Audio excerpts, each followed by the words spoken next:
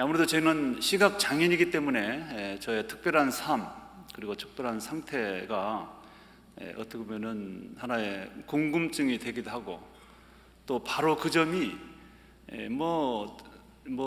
대한민국의 총장이 아마 수백 명이 있을 것이고, 세계적으로 본다면은 수천 명이 될 수도 있겠는데, 그럼에도 불구하고 제가 총장 된 것이 화제가 되는 이유는 그게는 비정상이라고 생각합니다. 이게 하도 그동안 없었던 일이니까 당연히 좀 여러 번 있어야 되는데, 처음으로 비로소 총장이 된 것이 이제 신기하게 보이는 것이죠. 앞으로는 좀 이런 것들이 좀 평범한 일이 됐으면 좋겠다는 생각이 드는데 어떨지는 잘 모르겠습니다. 제가 오늘 읽었던 본문을 굉장히 좋아하고, 이것은 제가 간증을 할 때 언제나 가지고 다니는 그런 본문의 말씀이기도 합니다.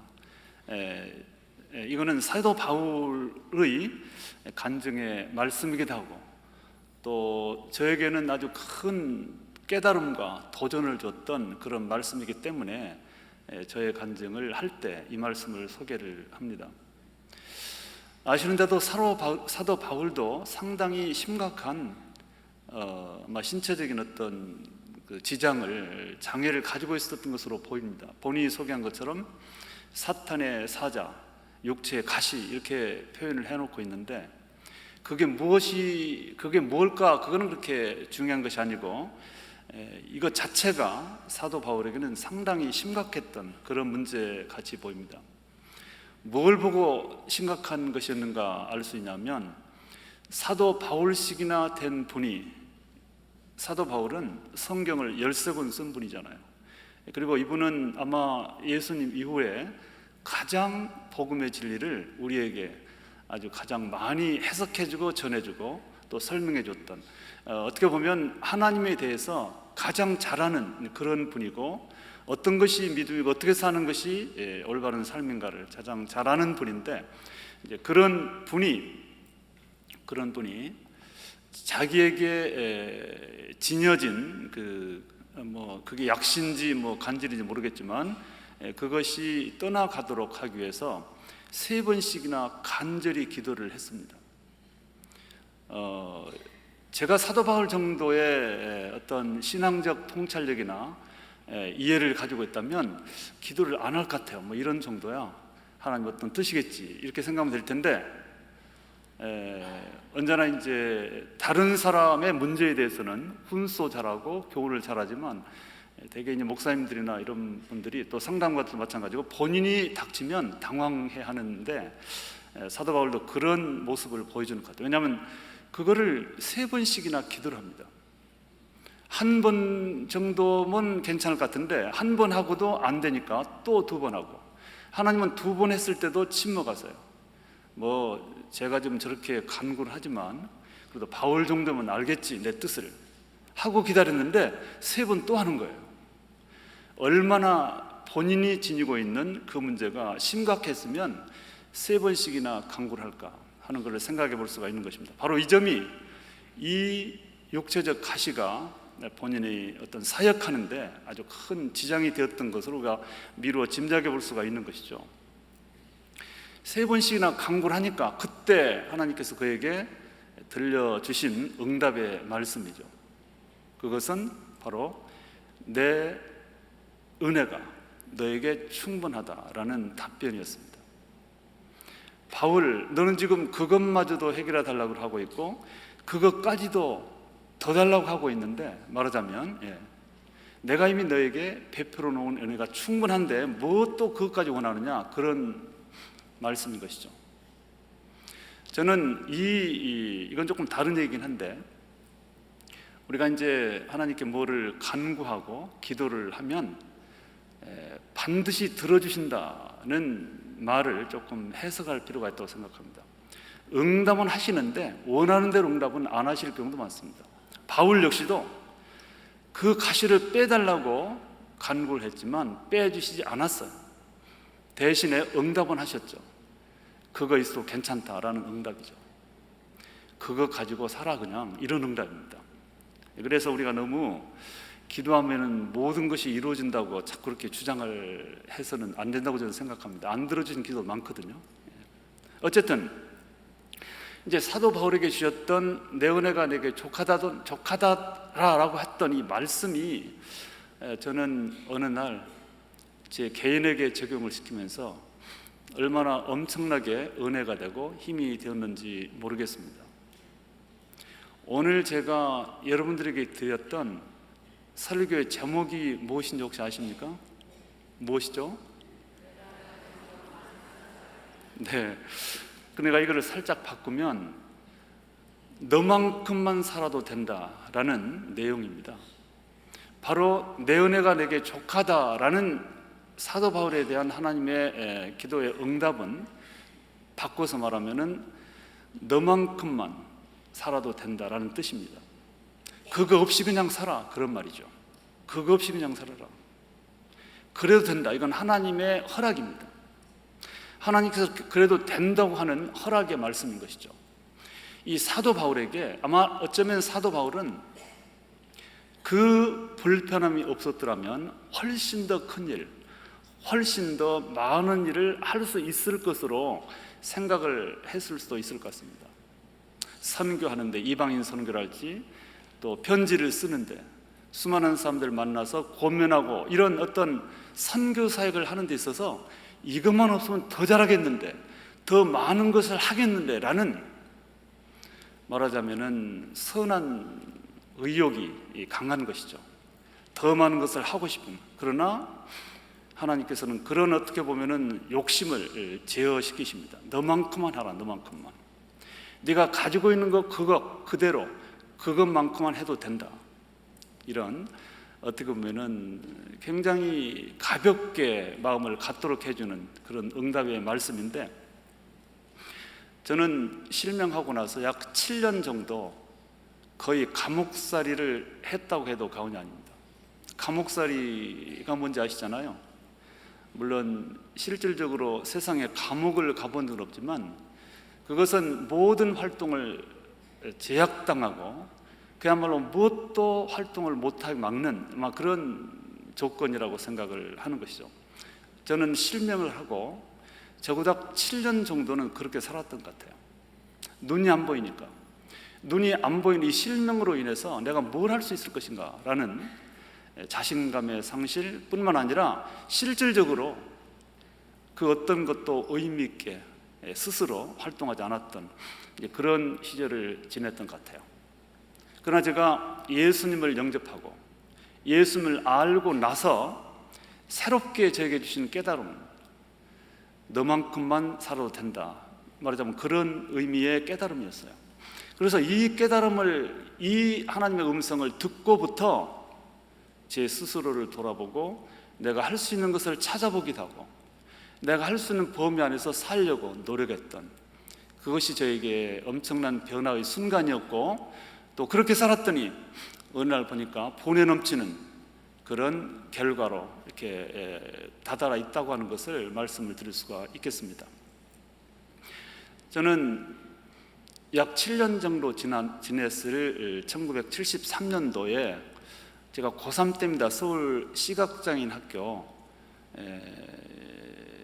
서울명학교 3학년, 고등학교 3학년 때인데, 그때 우연찮게 여의도 광장에서 열렸던 빌그람 목사님의 선교 집회에 참석해서 그야말로 살아계신 하나님을 만났고, 하나님께서 나를 사랑하시고 나를 이 땅에 어떤 뜻을 가지고 목적을 세우시고 보내셨다는 사실로 믿게 되었고, 그리고 영원한 천국이 있다는 사실을 알게 되었습니다. 그것은 저에게 놀라운 복음이었고, 그래서 정말로 새롭게 새로운 마음가짐으로 인생을 출발할 수가 있었습니다. 그 새로운 인생 출발의 어떤 출발점에서 제가 가다듬고 제가 정리한 제 삶의 원리가 있습니다.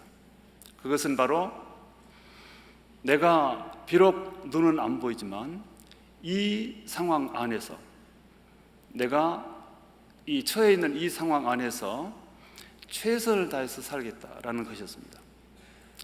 이거를 좀 풀어서 정리하면 그렇게 어려운 말, 이렇게 별건 아니지만, 나의 위치에서 내가 가진 것만 가지고 최선을 다해서 살아보자 라고 하는 것이 제가 뒤늦게나마 7년 후에 제 스스로 깨닫고 정리한 삶의 어떤 그 방법이었습니다.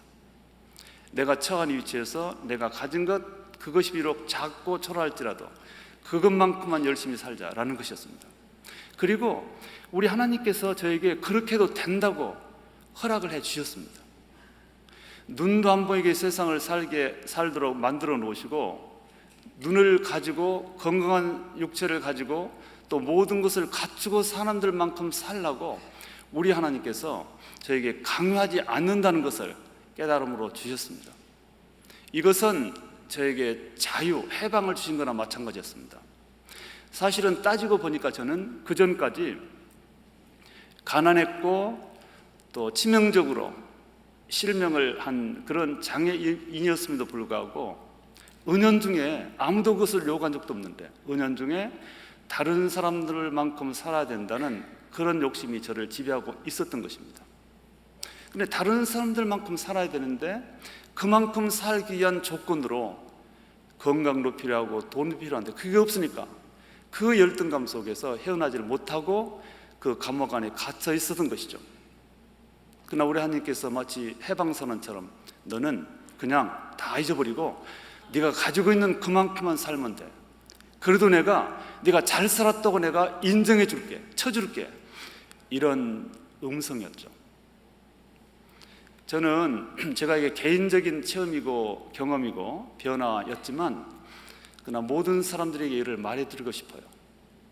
어떻게 보면은 우리가 지금 혹시라도 마음에 걱정이 있거나 또 고민이 있거나 또 뭔가 고통을 느끼고 있는 거 상당 부분은 나의 욕심이 원인일 수 있다라는 생각을 저는 합니다.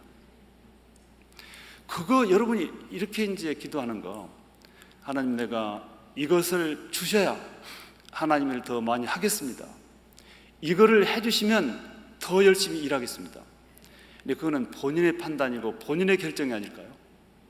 하나님께서는 어쩌면 사다버리게 말했던 것처럼 네가 가지고 있는 거 그것 가지고 그만큼만 살아도 충분하다라는 기도 응답을 우리에게 주심도 불구하고 끝까지 그 음성을 듣지 못하고 깨닫지 못하고 여전히 그것이 있어야만 잘 살 것처럼 그것이 있어야만 하나님을 위하여 더 많은 일을 할 수 있겠다는 그런 착각 속에 살 수 있다라는 생각을 해보면서 저는 지난 2월에 종신대학교를 은퇴를 했어요. 25년 동안 교수 생활하면서 학생들을 가르쳤습니다. 물론 가르치는 과목은 따로 있죠. 학문적인 것이지만 그러나 틈틈이 저희 제자들 학생들에게 은연중에 강조했던 말은 바로 그것입니다. 너희들 너무 욕심 부리지 말아라. 너만큼만 살아도 된다라는 이야기였습니다. 욕심 부린다고 하는 것은 자기의 없는 것에 대한 지나친 기대입니다. 지나친 추구입니다. 언제나 여기에 문제가 있어요. 그래서 실패자가 되고 패배자가 되고 그래서 절망을 하는 것이죠. 인생의 목적은 하나님을 기쁘시게 해드리는 것입니다. 하나님을 영화롭게 하고 영원토록 그를 즐거워하는 것입니다. 하나님께서는 우리의 삶을 통해서 영광 받으시길 원하시는데 근데 여러분들 성경을 보면 끝없이 하나님께서 인간을 향해서 질타하세요. 물론 칭찬도 하시고 사랑한다는 좋은 말씀도 있지만 어떤 시각으로 보면 성경 전체는 인간에 대한 끊임없는 지적입니다. 지적. 너 좀 이렇게 해. 너 이거 잘못한다. 그런데 그 지적의 내용이 뭔지 아십니까? 언제든지 삶의 자세에 관한 얘기입니다. 너 왜 이렇게 일을 못해? 왜 이렇게 큰 일을 못해? 너는 어떻게 해놓은 일이 그 정도야? 우리가 살고 있고 추구하는 어떤 일의 결과가 작다고 우리를 질타하고 지적한 적이 거의 없는 것 같아요. 제가 아는 성경은 언제든지 우리가 살아가는 삶의 자세, 삶의 방식에 대해서 지적을 합니다. 저는 자신 있게 제가 깨닫고 이해하고 있는 신앙적 이해를 한 가지 말씀드린다면 우리 하나님께서는 우리 모든 인생을 분명히 평가하십니다. 지금도 평가하시겠지만은 우리가 천국에 입성할 때 우리의 삶을 전체를 이렇게 참 나열해 놓고 어떻게 살았는가를 평가하시고 아마 상을 주실 겁니다. 근데 평가의 기준이 저는 결과가 아니라고 생각을 합니다. 결과의 크기를 가지고 너 정말 큰일 했다, 너는 1등, 너는 좀 작네, 너는 2등, 너는 조금 작으니까 3등, 이런 식으로 우리가 어떤 일을 얼만큼 이루느냐, 크냐 작으냐를 가지고 결과를 가지고 평가하는 우리 하나님이라면 그 순간부터 우리 하나님은 불공평합니다. 왜냐하면 주어놓은 미천은 다 다른데 어떻게 결과를 만드는 싸움으로 인간을 몰아세울 수 있습니까? 그건 말이 안 되는 거예요. 어떤 사람은 IQ 70 이하입니다. 지적장애인들. 그들을 보고 너도 도대체 네 인생이 왜 이래? 왜 이렇게 별로 한 거 없어? 왜 이렇게 적은 것밖에 못했어? 이렇게 말씀하는 하나님이라면 그는 불공평하죠. 그건 정의가 아니에요. 우리 지금 정의 얘기하는데 그건 공정함이 아닙니다. 근데 문제는 어떤 조건에 살든 간에 우리가 보여드릴 수 있는 삶의 자세는 누구나 다 똑같을 수 있어요. IQ가 20이든 80이든 150이든 간에 상관없이 삶의 자세는 누구나 다 보여드릴 수 있어요. 자기의 있는 처지에서 자기 수준에 알맞는 과정 안에서 할 수 있는 것이죠. 제가 그래서 좋아해서 늘 저희 제자들에게 했던 그 비유가 저의 비유가 아니라 마태복음 25장에 있는 탤런트 비유입니다. 5달란트, 2달란트, 1달란트를 나눠주고 주인이 떠나죠. 그리고 나중에 와서 셈을 합니다. 그랬을 적에 5달란트 받은 종이 열심히 일을 했어요. 열심히 일해가지고 5개를 남겨서 돌려드렸어요. 그랬더니 주인이 그에게 칭찬합니다. 아주 엄청난 축복의 선포를 하십니다. 잘하였도다 착하고 충성된 종아. 착하고 충성된 것이 의미가 있어요. 내가 작은 일에 충성하였으면 내가 많은 것을 내게 맡기니 내 주인의 즐거움에 참여할지다. 주인의 즐거움은 천국의 축복입니다. 너는 천국 입성 자격 이렇게 이제 선포를 해주신 거죠. 근데 여기서 이 사람에 대한 평가의 내용이 너 정말 큰일 이뤘네? 라는 것이 아니라 착하고 충성되다. 넌 정말 착하고 충성되구나. 이 착하다고 하는 것은 그야말로 정의를 말합니다. 공의롭고 바르고 올바르게 일하는 것을 말해요. 착하다고 하는 것은 그런 걸 말해요. 그 다음에 충성되다고 하는 것은 최선을 다하는 삶을 말합니다. 최선을 다하고 착하게 일하고 최선을 다하는 것은 누구나 다 할 수 있어요. 미천이 작은 사람도 할 수 있고 미천이 큰 사람도 할 수 있고. 그랬더니 그렇게 엄청난 축복 선포를 하시고 나서 그리고 이제 2달란트 받은 사람이 이 2달란트 받은 사람은 우리가 상상력을 동원해 보면 정말 좀 이 결과 4개를 가지고 나가면서 약간은 좀 부끄러웠어요. 왜냐하면 상대가 너무 큰 걸 갖다 드리니까 비교를 딱 해보면 10대 4니까요 얼마나 좀 속된 말로 쪽팔립니까 이거. 누구는 10개 나는 4개밖에 안 되니까 작단 말이죠. 그래서 좀 쭈삣거리면서 약간은 부끄러운 마음으로 아마 주인한테 나갔을 거예요. 그러나 그 주인은 똑같은 말씀으로 축복 선포를 하십니다. 잘하였도다. 너도 착하고 충성되다. 네가 작은 일에 충성하였으면 내가 많은 것으로 내게 맡긴다. 내 주인의 즐거움에 참여할지어다.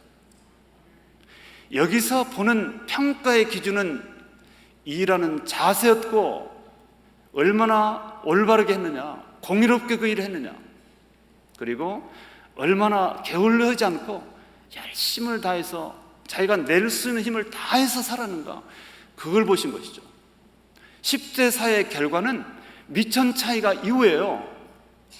그러나 둘 다 똑같이 과정은 100%입니다. 우리 하나님께서는 결과를 가지고 평가했다면 10개 바친 사람에게는 특등상을 주고요 4개를 바친 사람에게 아마 1등상 이렇게 차등을 둬야 되는데 차등이 없어요. 이거는 과정에 대한 평가. 저는 장애인 선교를 40년 동안 나름대로 해오고 있습니다. 장애인들이 왜 가치가 있는가, 왜 장애인 선교에 의미가 있는가? 장애인들도 나름대로 아마 세상적인 계산으로는 우리하고 결과가 같을 수가 없어요. 보통 사람들하고. 물론 장애인도 나름이긴 합니다만 전체로 본다면. 그러나 하나님을 기쁘시게 해드리는 착하고 충성된 삶을 살아드리는 데는 지장이 없어요. 나름대로 바르게 살고 그리고 최선을 다해서 살아드리면 결과는 보잘것없을지라도 우리 하나님이 영광을 받으십니다. IQ 150을 주셔가지고 그런 분들을 통해서 그분들 나름대로 그 수준에 맞도록 결과를 만들어내야 되잖아요. 그러나 IQ 70 이하의 장애인들은 할 수가 없어요. 우리 지적장애인들은.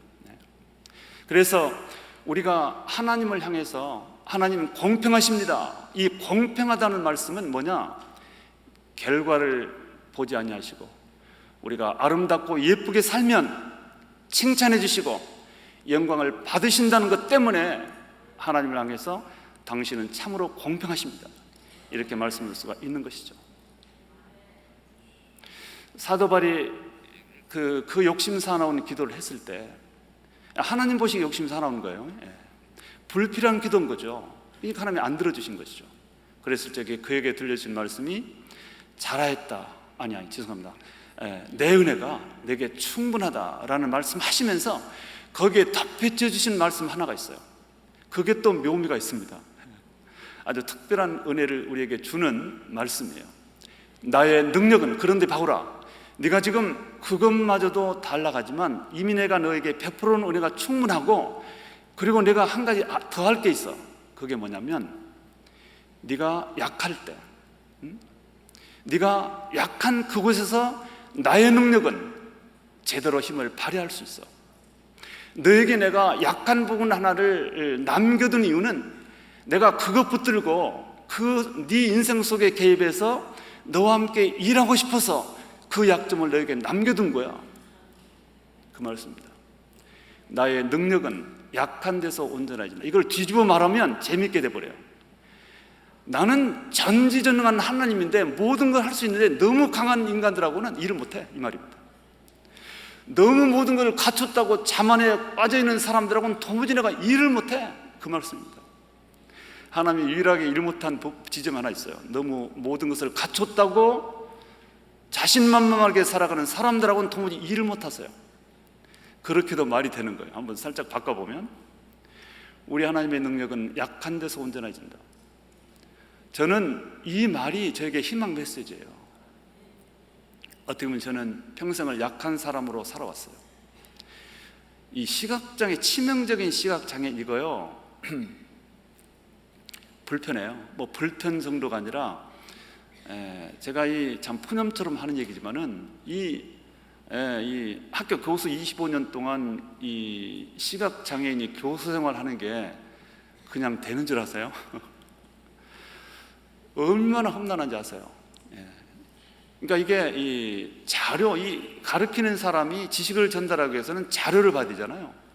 자료를 보는 데에 대한 한계, 그리고 자료를 보고 내용을 알고 있다 하더라도 이거를 전달해야 되는데 매끄럽게 전달하기 위해서는 불필요한 것을 준비를 해야 돼요. 그러니까 다른 사람들은 그냥 딱 써놓고 우아래 쳐다가면서 뒤져가면서 이쪽 저쪽 하면 되는데 저는 그게 안 되잖아요. 근데 내용을 알고 있더라도 그런 물리적인 전달 방법을 준비해 놓지 않으면 그날 강의는 죽을 써요. 전혀 연결도 안 된 것처럼 보이고 사람들이 이해를 잘 못해요. 이거를 극복하기 위해서는, 예를 들어서 강의 내용을 준비하는 데는 1시간을 쓴다면 그거를 전달하는, 일반인들은 불필요한 것을 준비하기 위해서 한 5시간을 써야 돼요. 정말로 그렇습니다. 그럴 때마다 진짜 이 시각장애 교수 노릇하기 정말 힘들다, 내가 잘못 직업을 택한 것 같다, 이런 생각 수없이 했어요. 너무나 시간 낭비 같아요, 그걸 위해서 하는데. 그러나 내가 만약에 못한다면, 여기서 내가 못한다면 내가 어떻게 되겠는가. 이런 불편함 속에서 그래도 25년 동안 여기 제가 직접 가르치나마 제자 목사님들도 있을 거예요. 그래도 그렇게 아주 형편없는 교수 소리는 안 듣고, 뭐 최고의 교수란 말도 물론 안 들은 것 같아요. 그러나 정말 이재수 교수한테는 가서 들을 것도 없고 불편, 이렇게까지 말 안 들었어요. 그냥 보통은 유지했던 것 같아요. 여러분, 제가 보통 유지한 건 최상입니다. 정말이에요. 이거 그거 유지가 얼마나 힘든지 아세요? 제가 그저께 청년한테 말했어요. 제가 이번에 총장 될 때 말하자면 저를 가장 도와준 그룹이 학교 교수님들도 그렇지만 학생들이라고 저는 생각을 해요. 그들이 뭐 막 으쌰으쌰 이재수 교수 총장 되게 해주시라 이렇게 했던 건 아니에요. 그러나 그 사람들이 가만히 있었어요. 그게 저를 도와준 거예요. 저를 이재수 교수는 잘못 가르친다, 뭐 그냥 뭐 이런 뭐 나쁜 제자, 이런 말을 아무도 안 했어요. 왜냐하면 제가 그렇게 한 적이 없으니까. 제가요, 만약에 25년 동안 교수로서의 삶을 실패했다면 이럴 때 그게 나타나는 거예요. 근데 아무도 그걸 말해주지 않았어요. 너무나 감사하게도. 이것은 제가 훌륭해서가 아니라 제 나름대로 노력이었어요. 저는 최선을 다합니다. 제가 참 교만하게 들으실 수도 있겠지만 이 착하고 충성되게 살기 위해서 노력을 했어요. 착하다고 하는 것은 바르게 일하려고. 제가 미랄 40년 하면서요, 정말로 깨끗하게 도덕적으로 경영하기 위한 노력, 그리고 열심히 최선을 다하는 것들, 그 두 가지의 삶의 노력과 그것이 어떻게 보면은 오늘의 저를 만들지 않았을까. 제가 총장이 이제 2명으로 압축이 되고 나서 약 1달 반 정도의 공백이 있었어요. 너무나 긴 시간이었어. 그 시간이요. 그 시간 동안에 여러 가지 얘기들이 이제 이렇게 들려옵니다. 저에 대해서. 여러 가지 얘기 중에 제가 가장 힘들었던 얘기가 뭐냐면 장애인이 어떻게 총장을 하느냐는 거예요. 이제 그거는 막 그렇게 생각할 수 있을 것 같아요. 제가 봐도요. 어떤 분들은 제가 이 시계 보는 걸 가지고 감동을 해요. 이거 아무것도 아니고 이걸 갖고 왜 감동하죠, 여러분들? 아니, 뚜껑 열면 점자 만져지는데 이걸 가지고 이야 대단하다. 이게 대단한 겁니까? 이게 뭘 의미하는지 아세요? 그만큼 시각장애는 뭐를 못할 거라는 것을 반증하는 거예요. 그건. 얼마나 못할 것으로 딱 규정해 놓으면 이 시계 하나 보는 걸 가지고 감동을 하냐고 도대체.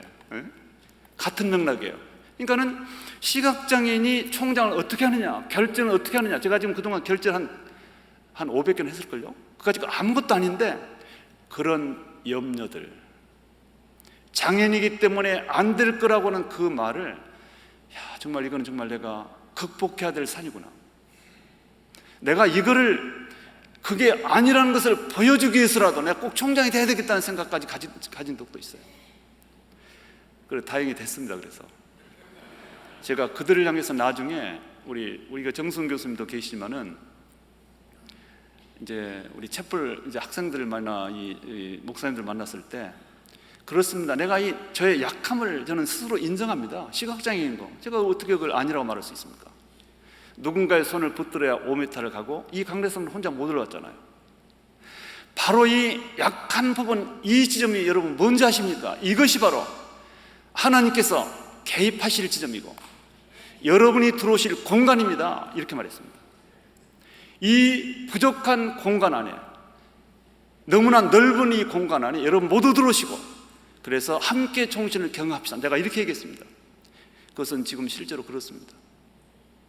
지금 이제 저희 학교가 정말로 엄청난 위기 안에 있지만 저는 이거를 이겨낼 자신이 있어요. 이건 역시도 저의 간절한 소원이 깃든 그런 자신감이기도 하고 어떻게 보면은 한편으로는 자신이 없기 때문에 자신 있다고 서로 외치는 주장이기도 해요. 밤에 잠이 안 와요, 솔직히 말해서요. 진짜 이 답답할 때가 너무 많아요. 그러나 스스로 이게 자꾸 체면을 겁니다. 나는 할 수 있어.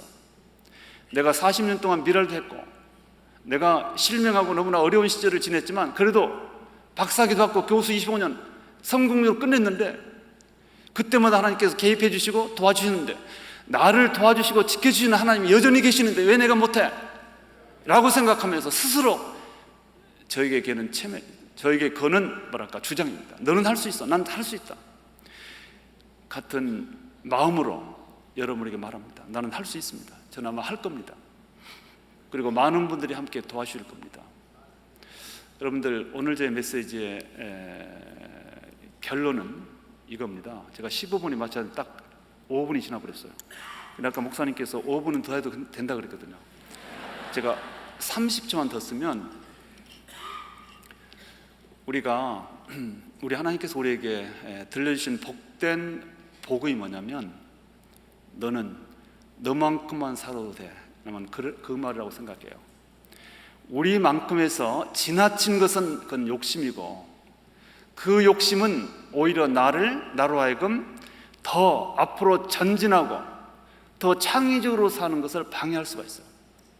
그래서 나의 현실을 존중하고, 내가 어떤 위치에 있든 간에, 내가 가진 것이 어느 수준이든 간에 그 범위 안에서, 문제는 착하고 충성스럽게 바르고 최선을 다해서 살아드리면 된다는 거, 이거를 오늘 아침에 저도 그렇고 여러분도 다시 한번 함께 되새기면서 우리가 하나님 보시기에 아름다운 인생을 살 수 있기를 바라겠습니다. 한번 기도하겠습니다. 살아계신 주님, 은혜를 감사합니다. 너무나도 연약하고 부족하지만 그러나 너무나 많은 것으로 채워주시고, 그 범위 안에서 충성스럽게 살기를 기대하시는 하나님에게 기대에 부응해서 잘 살 수 있게 하여 주옵소서. 예수 그리스도 이름으로 기도하옵나이다. 아멘.